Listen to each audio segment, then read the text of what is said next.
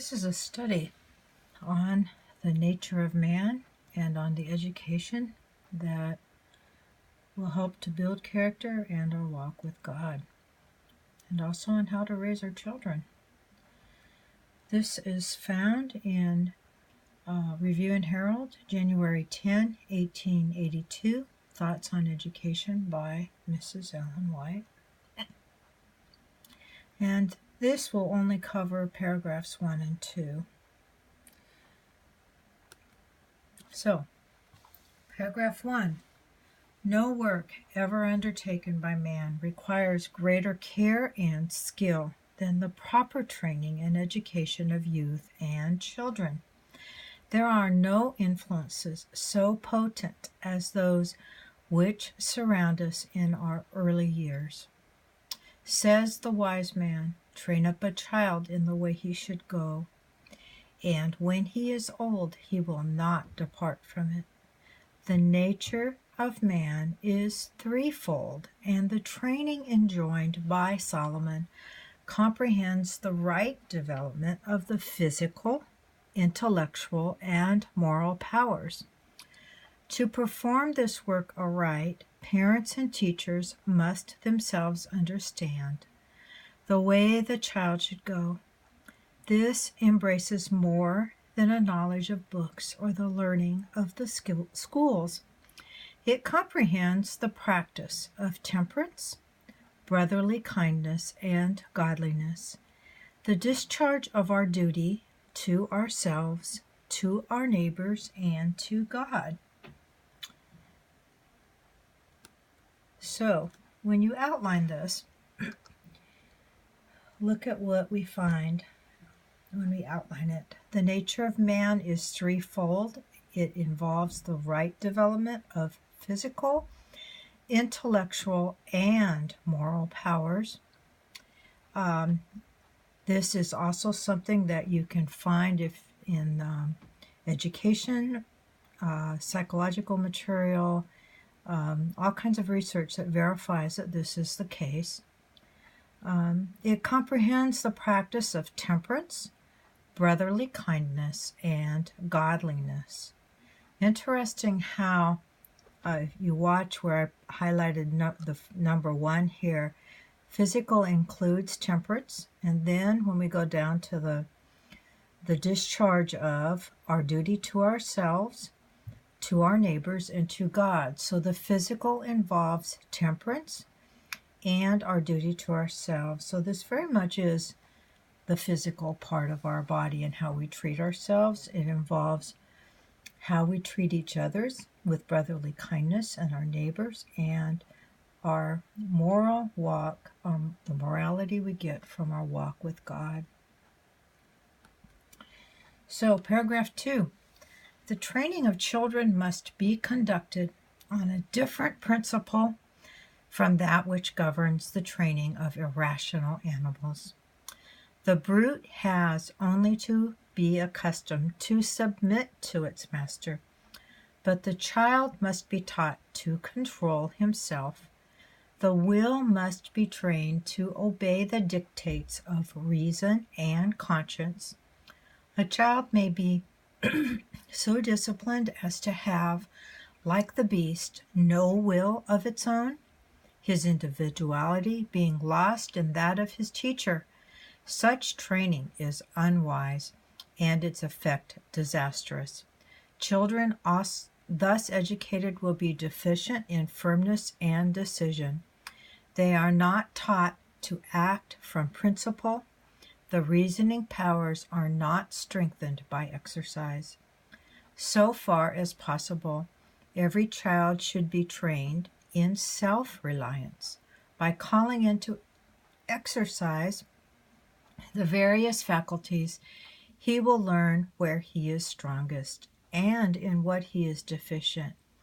A wise instructor will give special attention to the development of the weaker traits, that the child may form a well-balanced, harmonious character.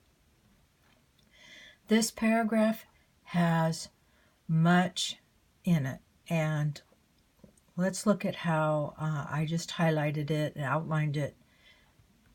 So we're told that the training of children, the child must be taught to control himself. The will must be trained to obey the dictates of reason and conscience. In other words, the reason and conscience that's developing in the child, not from those who are parents or teachers. That we must develop the will and the conscience of the child. Number 3, trained in self-reliance.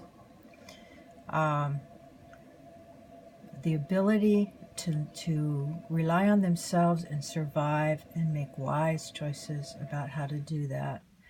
4, calling into exercise the various faculties. Number 5, learn where he is strongest. Where are his strengths?